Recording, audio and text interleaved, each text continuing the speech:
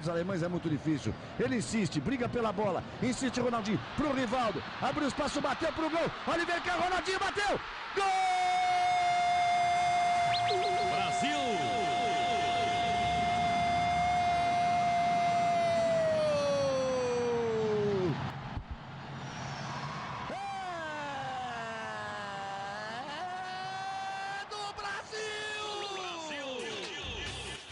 Quando o assunto é futebol, o brasileiro sabe demonstrar bem a sua admiração, seja por aquele craque ou pelo time do coração.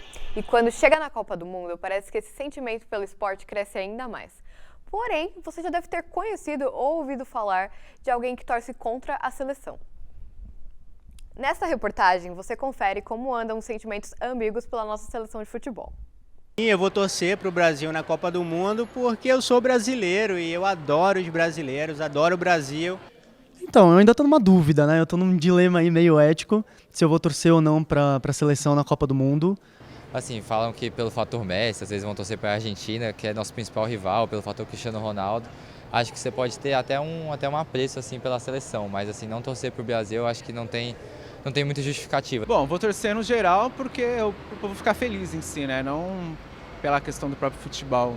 Por ter algum ídolo de fora, de outro país. De uma distorção histórica que vem desde a época da ditadura militar, né? Nos anos 70, na época do tricampeonato, já existia essa questão. E infelizmente a gente, nos últimos anos, nesse governo, a gente voltou à tona com essa dicotomia, né? Entre uma alusão da identidade nacional, da bandeira, da camisa da seleção, com a questão, com esse vínculo com a extrema-direita.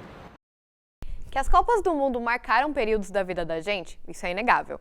Mas o que ainda continua fresquinho na cabeça de muitos de nós, sem sombra de dúvidas, é o 7-1. 7-1. Vou pegar um clichê que é o 7-1. Do 7-1. Do 7-1. Do 7-1 contra a Alemanha no Mineirão. A minha principal memória com a Copa do Mundo, com certeza, é o 7-1. Lógico que tem outras memórias com outras seleções durante a Copa de 2014, por ter sido no Brasil, foi bem marcante. Mas o 7-1 foi o único jogo que minha família reuniu mesmo para assistir, todo mundo assistindo junto, no quintal de casa, colocaram a televisão no quintal, e aí a família inteira assistindo junto, e aconteceu aquilo. E eu sou de Minas, sou cruzeirense, e o Brasil jogou no Mineirão. Então, ver o Brasil perdendo no estádio onde eu frequentava, e perder de 7-1 no estádio que eu mais gostava no mundo, foi assustador, porque eu vi que ficaria marcado por isso. Mas se engana quem pensa que o 7-1 é a grande causa da perda de torcedores da nossa seleção. Segundo José Guilherme Romero, estudante de jornalismo e apaixonado por futebol, a razão é outra. A cada ano que passa, a seleção brasileira vai se distanciando do brasileiro e da brasileira.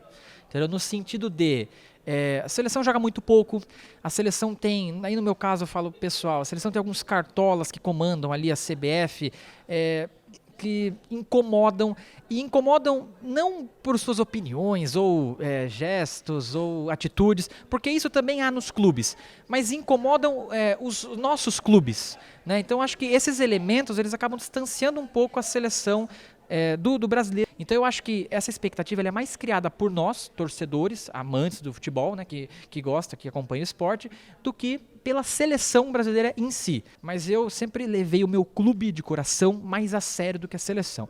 Então a partir do momento que a seleção começa a atrapalhar, e aí eu falo até no caso do Brasil, com a questão do calendário, da data FIFA, de convocar os nossos jogadores, de desfalcar os nossos clubes, ela começa a ultrapassar um limite que eu não acho aceitável.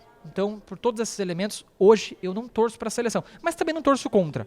Não vou torcer contra a seleção brasileira, só não vou assumir partido, vou acompanhar ali como um jogo não qualquer, porque a Copa do Mundo não tem jogos qualquer, mas vou ver com certa imparcialidade. Tendo torcedores a favor ou contra, a seleção brasileira, por onde vai, não passa despercebida. Seja na diversão, na política ou nas memórias dos brasileiros. Se o Brasil não for campeão, eu gostaria que quem ganhasse a Copa do Mundo fossem os brasileiros. É isso!